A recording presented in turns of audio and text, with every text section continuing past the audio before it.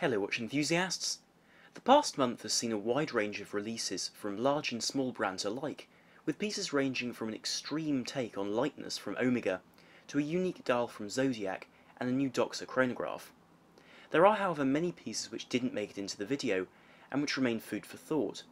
And we've seen a limited edition from JLC with the Polaris date, which now is delivered with a blue dial, which adds to the collection for those who want an emphasis on the nautical heritage of this watch. From Longines we've seen a new variant of the really brilliant Master collection in the form of a new moon phase, whilst Panerai has updated their rather puzzling Luminor Due line with a set of rather charming watches in steel and titanium. These are however plagued in my eyes with a strange conundrum, as they offer no more water resistance than a dress watch, but are still available in larger sizes such as 42 and 45mm. But in any case, before I begin the video, I would like to encourage you to like, share and subscribe if you find this video interesting or useful, and also do follow me on Instagram at the address which is now on the screen to access content which doesn't otherwise appear here on the channel, such as macro photography or meetings with other individuals in the industry. To begin, from Zodiac we see a commemoration of the 50th anniversary of the Astrographic, a mystery dial watch produced by this brand in 1969, with a tonneau case and a unique display style which uses floating discs to show the time. The watch was very much a product of the times, with an experimental looking case and a design inspiration built on the spacebound aspirations of the period. However, for this new limited edition, produced in only 182 pieces per version, Zodiac has taken a new inspiration seen throughout the design. The case of the watch is 40mm in diameter by 43mm in length, thus avoiding it from being overbearing in size, although even with a relatively slender 10mm thickness, this design may take some getting used to due to the shape. The case finish really does look marvellous, with a sunburst brushed finish which appears straight out of the 1960s, and is complemented by a polished bevel around the rim of the case. As a curious touch, the caseback is also decorated with a depiction of the Zodiac, as an ironic play on the brand's name and their connection with space in terms of the whole concept of the brand. The new inspiration which I mentioned earlier is more clearly visible through the dial. Here, depending upon whether you choose the gold tone or steel variant, the dial will either match the gold tone case, or be a rich sunburst blue with accents in red to liken the watch to the surface of Mars. The date is displayed in a window at 12 o'clock, whilst the hands align with a floating chapter ring, as they're each mounted to a clear disc, thus making them appear to levitate above the sunburst dial. The central pivot through which these hands on these discs are connected to the movement is covered by the Zodiac logo, which seems to be printed onto the inside of the crystal in order to enhance the effect, whilst the second hand is shown with a floating Mars-like red dot which moves around the dial. The movement, protected by the very practical 100-metre water resistance of the case, is the STP-3-13. This movement, whilst based on the reliable architecture of the ETA 2824 and being Swiss-made, is built by the Fossil Group specifically for Zodiac, is fully decorated with blued screws and perlage, and is built to chronometer grade with swan neck regulation for enhanced accuracy and greater precision when the watchmaker is setting the watch. I must say, after wearing one of these movements for a few months, I found it to be the most consistently accurate execution of the ETA 2824 which I've ever tried, which frankly is pretty high praise for a watch of this price. But speaking of the price of these watches, they cost $1,295 in either specification, although knowing Zodiac, by the time this video goes live, they'll likely have sold out and be going for a premium.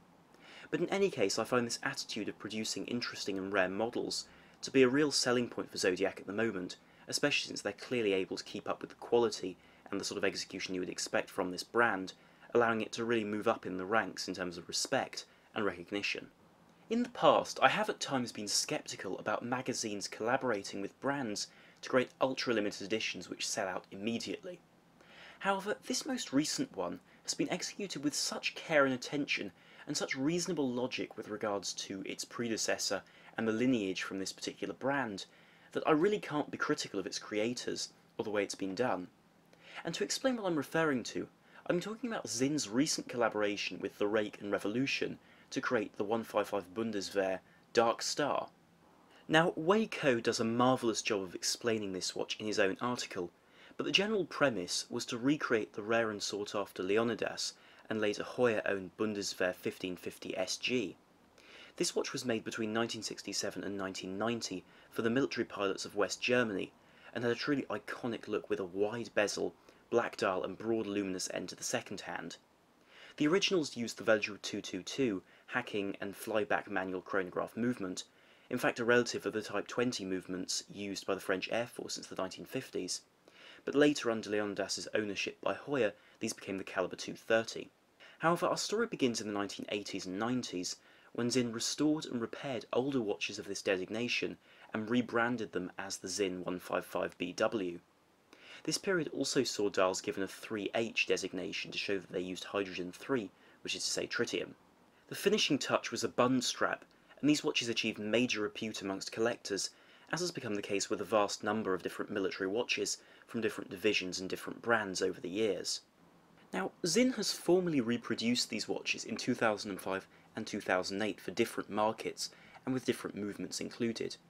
However, the price of these watches is creeping up to the point of rivaling a particularly battered original around the $5,000 mark, and this is where this limited edition of 150 pieces steps in very nicely. This watch is closest to the original in terms of look, with the same bead-blasted case, with drilled lugs and a caseback affixed with 4 screws, instead of being a screw-on caseback like later reproductions. It also features aged luminova and a slightly ghosted bezel, but done with clear taste and care to avoid an obvious effect. Internally the watch features a Solita SW510, thus allowing the watch to have the convenience of automatic winding, but with the same dial layout as the original. The only major change is the placement of a large black star at 6 o'clock for the Revolution logo, but this also allows the watch to have the name Dark Star, which I think is rather an impressive name for a watch of this sort, and sets it apart rather nicely. Overall this piece seems extremely well judged, as it loses none of the technical charm of the original, but being offered at $2,500, it significantly undercuts the price of the 2 other remakes on the used market. One watch which came as a surprise to commemorate an anniversary which probably escaped most memories, I admit my own included, is the Christopher Ward C60 Apex, which was conceived to celebrate the 5th anniversary of their in-house SH21 movement. In this capacity, it's unsurprising that Christopher Ward chose to release this commemorative movement inside their most popular watch, but also in a watch which they're relaunching in its new iteration this year, thus making sense to combine these 2 points. Where design is concerned, this watch resembles the 42mm titanium version of the Trident rather closely, due to having the same diameter case and a similar orange and blue colour scheme. However, the material used here is steel, and it's undoubtedly a thick watch at 16.35mm, although this is unsurprising as it pairs really rather mad styling with genuine functionality for a diver with a 300-metre water resistance and a helium escape valve. The crown screws down and the bezel is ceramic and fully luminous with more delicate grips than the standard production Tridents, whilst all of the lume, including that on the bezel, the dial as well as the hands, is illuminated by X1 G1 C1 superluminova, which is, according to Christopher Ward, the brightest compound they could find. The dial, under a sapphire crystal, is rather complex with a ribbed surface and the brand's logo embossed into the surface itself. The indices remain the same applied examples, whilst the hands are also the new brushed style which one saw on the Tridents of this year. Most strikingly, one can see a power reserve indicator supported by an anodized aluminium orange bridge, which displays this in-house movement's 5-day power reserve placed at the 9 o'clock. This is also skeletonized, something rare for a dive watch, and something which on this particular example has been co-developed by Armin Strom, a brand known for really understanding skeletonization. On the back of the watch, one can see a large exhibition caseback, again something uncommon for a 300-metre dive watch in this particular price bracket, which displays the SH21 caliber, which is in a skeletonized form with a blued brushed surface to the bridges, and a view into the 2 mainspring barrels which are used to spread torque delivery for accuracy, and also to give a 5-day power reserve which this watch has. The automatic winding rotor is built from aluminium and tungsten, as the aluminium can be anodized to give a matching orange colour to the power reserve indicator bridge on the front, and presumably the density of the tungsten makes up for the lack of weight of the aluminium components in the rotor so as to allow it to function properly.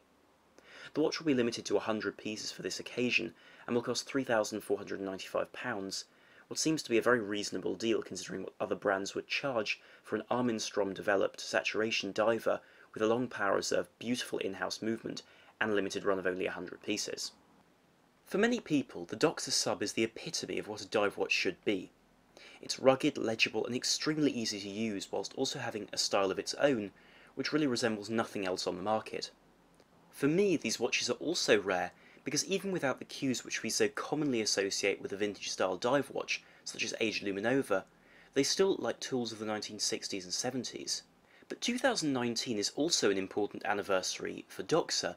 because it's the 50th anniversary of their 1969 release of the Doxa SUB 200 T-graph, i.e. the Doxa chronograph. And of course earlier this year we saw the gold version of the T-graph released by Doxa for an eye-watering $70,000 per piece for a limited run of 13 watches. However, they've now released a second limited edition a la SUB 300T of 300 pieces with a highly faithful execution of the original. Where the case is concerned, it's 43mm in diameter by 46mm in length, thus giving dimensions for all wrists to enjoy, with a 15mm thickness, which doesn't come as any surprise really when this watch is both a chronograph and a dive watch with a tall bezel. The water resistance, as is usually the case with Doxas, is in the name, and so is 200 meters, albeit without screw-down pushers, although the crown is threaded. With this watch the details really are spot on, as the crown has the older style Doxa logo, and the bracelet widens to align with the case rather than the end link in order to look more substantial, despite its vintage style. The only major tweak over the original model is the use of a sapphire crystal, although I take no issue with this as it's more resilient than the original mineral crystal which one saw on the 1969 version, which didn't have some beautiful domed acrylic crystal which you'd want to preserve. The dial is only available as the professional model, and so is orange with iconic black hands and yellow accents on the minute counter. The user experience really is a geometrical pleasure, as even the second hand looks quirky, yet undeniably legible, and the date is tucked away at 6 o'clock, so as not to be intrusive in terms of the dial layout, but still to be present as a practical feature. Mechanically the watch is still mechanical and manually wound, but does not use the same movement as the original watch, which used a column wheel Eberhard movement. With that being said, you do still get a very accomplished movement in the form of a new old stock Veljoux 7734, which is the date version of the 7730 series of chronographs by Veljoux. The movement is cam operated, nothing particularly extraordinary in terms of mechanical aspects, but it does guarantee the same experience as the original and reliability and ease of service for the future. As a recreation, therefore, these watches are flawless and give a brilliant possibility to own a practical alternative to the vintage original. Due to the size of the company, the limited numbers, and the use of new old stock movements, the price is not low at €4,900, although I'm certain these will sell very well because of the fan base which this brand commands. The final watch in this video, and the watch which has perhaps raised the most eyebrows recently, is the new Omega Seamaster Aqua Terra Ultra Light, a watch born of the sporting world of golf, but squarely designed to be able to deal with any sporting application where the time is useful, but the watch needs to form no obstruction on the wrist and have a certain resistance to the elements. The watch has been developed in collaboration with Rory McIlroy and features a 41mm case constructed from a material known as gamma titanium. This alloy is lighter and harder than normal grade 2 and grade 5 titanium, thus making it ideal for a watch which needs to disappear on the wrist, but also be able to survive being thrown around. This does come at the cost of having a more dull finish, though this is a small price to pay since this prevents distracting reflections, and Omega clearly has used this by applying a matted finish to the surface of the case. The case itself retains 150m water resistance, in spite of having a very innovative telescopic crown, which pops in and out of the case in order to be essentially unobstructed when in use, but also entirely out of the way when redundant. The dial of the watch is constructed from grade 5 titanium, with matching applied markers to fit with the Aqua Terra style hands, whilst the lightweight second hand is available in red, green or blue to match with the various accent colours available. Mechanically this watch is unique, and features the new caliber 8928, which is a manually wound alternative to existing Omega architectures, and the choice to make this watch manual reduces the weight but also removes the regularly seen issue with automatic winding rotor bearings being damaged by high G-forces. And I assume the reason why this watch has the 8900 designation is because this particular movement has twin spring barrels to allow the watch to have both a longer power reserve, but also one which has a more even torque spread so as to increase the accuracy across the wind. This movement retains the master coaxial chronometer specification, with a coaxial escapement to reduce friction and anti-magnetism rated at 15,000 Gauss. It also adopts the lightweight ethos of the rest of the case. Its construction is ceramized titanium, which gives lightweight because of the metal used, and low friction due to that coating. In fact, even the date has been removed to increase the lightness of this movement and really fit it within the 55 grams of the whole watch. And the resulting 55-gram watch, which aims at a very specific sporting audience, is not limited, but its 45,000 Swiss franc price will likely narrow down the buying audience very significantly. With that being said, in this initial period I can understand the high price because of the development costs of this watch, and also because of the particular market they're aiming at. However, at the same time, I do think they could develop this particular concept into something extremely appealing for a much broader audience, as a sort of jack-of-all-trades luxury sports watch, which can take any kind of beating you throw at it, and survive very, very well, and live with you in that way that, for example, a Victorinox Inox would be able to do, albeit at a much higher level of horology. And so I'll now conclude this video, but do tell me in the comments down below what you thought of the video, and also what you thought of these various watches released this month, whether it was those in the video, but also those which I didn't feature. I'd be very curious to hear what you thought of these recent releases. And so before I end the video, I would of course like to encourage you to like, share and subscribe to help the channel, and also to be able to see more videos and content here in future. And so thank you very much for watching. This is Armin the Watch Guy of WatchChronicler.com. Out.